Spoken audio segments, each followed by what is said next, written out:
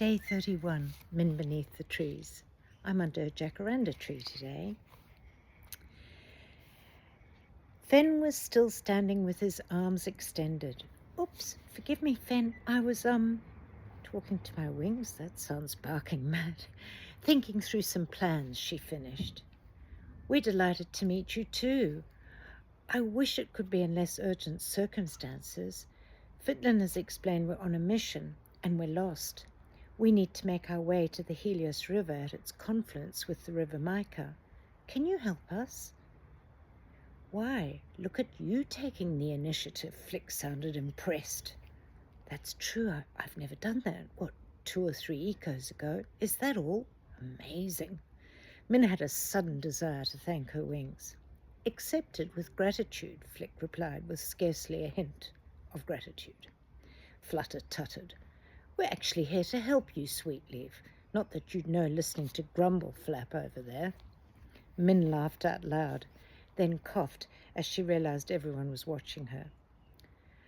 More plans? If so, they sound like they might be good, Fen said, smiling at her. Min didn't have the heart to tell him she was only laughing at the peculiar dialogue between her and her wings. Are you safe here if the fires approach? She asked instead. We've heard many beings are leaving their homes because of the fires. We're staying. We believe we can survive them here in the swamp. How's that? Fitlin asked. The mud in the swamp creates a unique brew of moss, slime and mold. Over millennia, it has coated the wood of our trees, making them fire resistant. Oh, so that's it. I noticed the emberists that pursued us here didn't set any of them alight, Min said. You were chased by an emberist? Fen asked. That's not good. This fire is different from those in the past. Still, we remain hopeful that our forest will cope. We do have an escape plan along a protected route should that not be the case, and this is how I can help you. A protected route? Min queried, wondering if anywhere could be safe now given what they'd experienced. Not far from here to the east. Many hundreds of thread-like rivulets converge at the top of a gorge. Trees and sandstone cliffs overhang it to offer excellent protection, Fen replied. The rivulets run over the sandstone rock of the surrounding hills, which colours the water gold. It's a sacred place for the abiding Gaubles, who have tended to these lands for millions of lunar cycles. It's an extraordinary sight. What's it called? Min asked. The Meeting of Many Waters, Fen answered. I'd like to guide you there if you're willing. It'll take you some distance out of your way, and you'll have to double back to reach the junctions of the Helios and Mica rivers, but it'll be safer. What a grand escape plan, Fen. Without you, we would not have known to take such a route. Better we arrive in one piece, even if it does take more time. I'm grateful to you, Otlin said, sounding relieved. Fen bowed humbly. It is an honor to assist.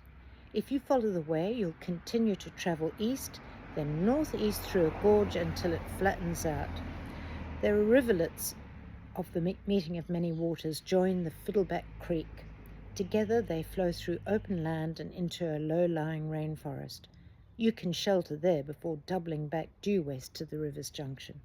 Otlin blinked.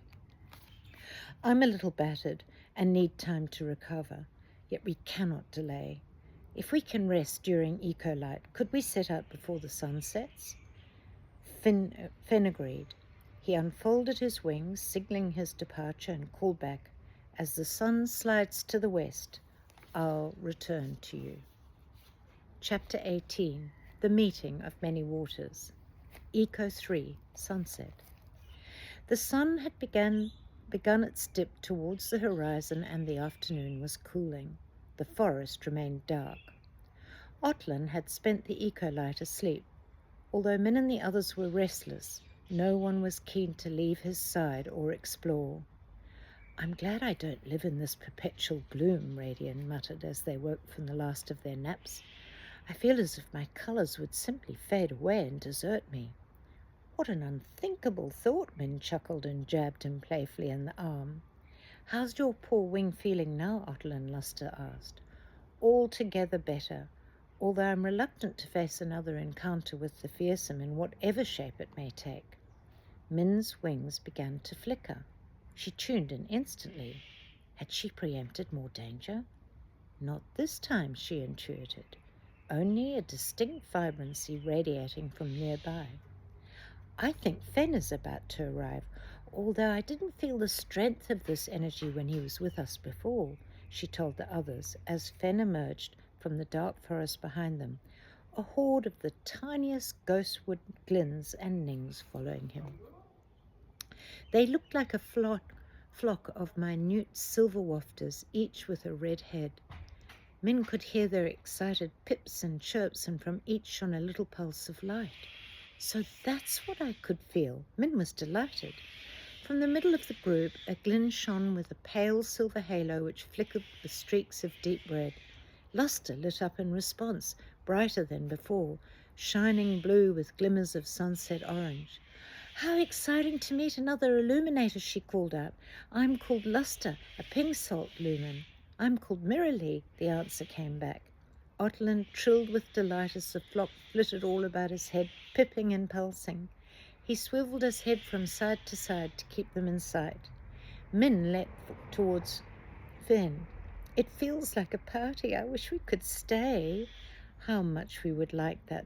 There's been great excitement in our clan about your visit, as you can see. It's our good fortune that you were harried and blown off course. But now I must guide you to the meeting of many waters while there is still some light. All passengers aboard, Otland called. As he glided silently away from the branch, the flock of glins and nings followed him, flickering like a trail of glowies. Min was enthralled. They're magical, Fen. We've evolved light and sound techniques because we live in such a dark forest, he answered. I suppose that's similar to us turning different colours to match our gum tree when it shed its bark, she mused. There was so much to learn and marvel at in this expanded world she'd now entered. Min allowed herself to feel exuberant and to forget for a moment the perilous mission on which they were embarked. And I'll see you beneath the trees tomorrow.